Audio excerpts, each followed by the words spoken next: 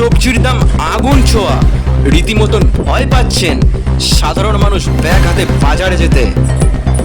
সবজির দাম মূল্য বৃদ্ধি।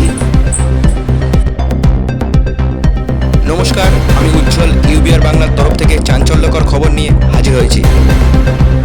ততক্ষণ চোখ রাখুন আমাদের ইউটিউব চ্যানেলের পর্দায়। আজকে আমরা সরাসরি চোখ রাখব সবজি বাজারে।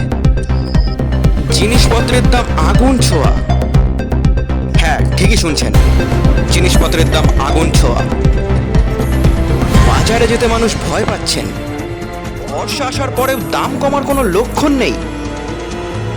হ্যাঁ, ঠিকই শুনছেন, বর্ষা আসার পরেও দাম কমার কোনো লক্ষণ নেই। জিনিসপত্রের দাম মূল্য বৃদ্ধি।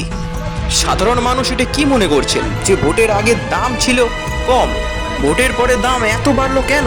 ভোটের আগে ছিল আলু 22 টাকা, বেগুন 50 থেকে 60 টাকা, পটল 20 টাকা, কাঁচা লঙ্কা 80 টাকা, টমেটো 30 টাকা থেকে 40 টাকা, আলু 35 টাকা, বেগুন 150 টাকা থেকে 200 টাকা, পটল 50 টাকা, কাঁচা লঙ্কা 150 টাকা, টমেটো 80 টাকা।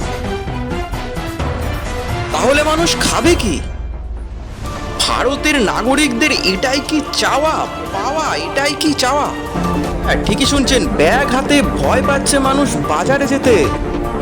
কারণ সবজি বাজারের দাম আকাশ ছোঁয়া, ক্রমশ মূল্য বৃদ্ধি। বর্ষা এসে গেল কিন্তু দাম কমার কোনো লক্ষণ নেই। বর্ষা এসে গেল কিন্তু দাম কমার কোনো লক্ষণ নেই। কেন যাচ্ছে? কোথায় যাচ্ছে? কি হচ্ছে?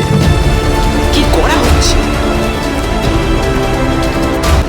দেখুন, 1 ঘন্টায় চাঞ্চল্যকর খবর, গা শিউরে ওঠার মতন খবর। আমি উজ্জ্বল আছি আপনাদের সাথে। কিসের প্রচার হচ্ছে? এত লোকজন কিসের? আতঙ্কিত কিসের? এত ভয় কাজ করছে কিসের? গ্রামের গলিতে গলিতে এত লোক কিসের? এত জমজমাট কিসের? সমস্ত বিস্তারিত খবর নিয়ে আমরা চলে সরে বসে জেনে যান কেন হচ্ছে, কোথায় কি হচ্ছে। চিন্তা করবেন না, আমরা আছি আপনাদের পাশে।